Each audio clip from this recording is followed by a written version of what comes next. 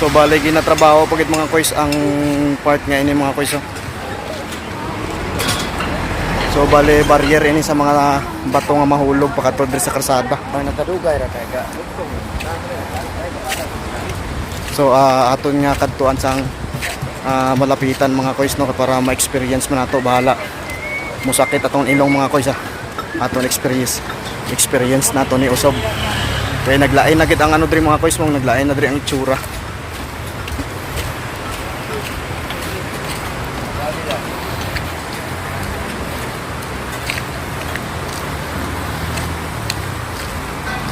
So balis ang una mga koys no. Amo gini ang highway gid sa una, amo gining highway. Tapos ang diri nga side amo ning suba diri sa una, amo nang ilang gi-backfill no. Kag ginhimo usob nila nga dalan. So bala ang ini nga ano na nga spot amo na lang pud ni ang lagawanan sang mga gusto nga magtan-aw sa sini nga spot mga koys no. So amo ni karon diri mga koys. Grabe kaaso kag ang baho mga koys. Ano gid? Baho gid sang itlog ng bugbok no. So kanami gani nga may-ari ni siya diri nga amo ni nga nadalan nga nabili no kay para malayo sa disgrasya ang mga turista diri nga magtan-aw no kay sang una mo ni ang dalan mong highway tapos amo lang ni ang barrier sang mga nahulog mga mahulog nga mga bato diri ing kaso mo lang niyo. So karon ilagi palayo-layo gamay ang ano na ang highway kay para may area man diri nga paglibutan ang mga ano na mga turista naton nga magalagaw. So amo na ni karon mga koys tanawa no. So amo na ni karon ang itsura diri no.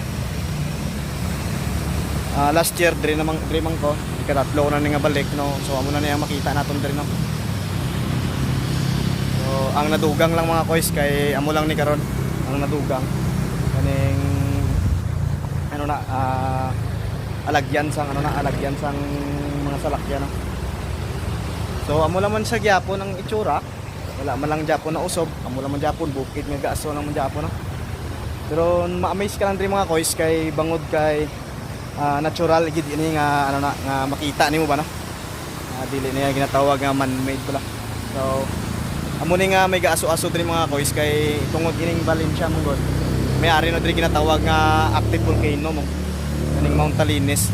So once nga may volcano, so ang mga ang mga kalapit man nga mga area diri mga koys, amo na nga may ara gid tendency nga magsungaw. Yung mga volcanic vent gid pa lang nga magsungaw, amo ni karon ang reaction. Nagagawa gid ang mga aso diri.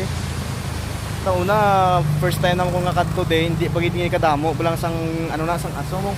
Pero karon grabe na gid duga tutod na gid mga koys, duga tutod na gid karon. Kag sa una gamay lang ang gamay lang ang gagawa wala sini nga mga parehas sina mga tuburan nga mga mainit.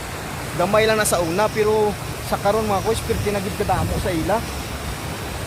Halos tanan makita ka na nga tawag sina mga gabukal nga gagawa nga mga tubig no. Tapos ang sa babaw si mga koys kung nakita nyo ang sa babaw sini wala lagi jasing wala lagi sang kahoy nga mabuwi. Wala gid kahoy mabuwi sini kay tungod sa grabe ka init mga koys. So tanawon mo na ang steam nga kung imo na mahanggap ang baho niya to bubok itlog. Amo na ang baho diri mga koys. So mga pumuluyo siguro diri na anad na siguro sang amo sini nga baho no. Actually mga kahoy gani sa babaw nga maigos ang init mapatay man gani kalbo na gid sila yan. So naimo na gid sa dalan.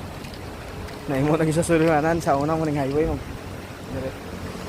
So nice. Grabe ang binuhat sang Ginoo mga koys no. Ma-amaze ka gid kag ma-relax ka kung makita mo. Samot na kag mga ning natural gid nga nga binuhat sang Ginoo. So I hope you like this video mga koys no. See you soon next vlog. Ngita naman ta kung ano aton nga lugar nga kadto na. So amo lang ani ni karon kumbaga na explore ko naman so i-update ko lang kamo kung ano nang natabo dire. So dili ta katob. Bye.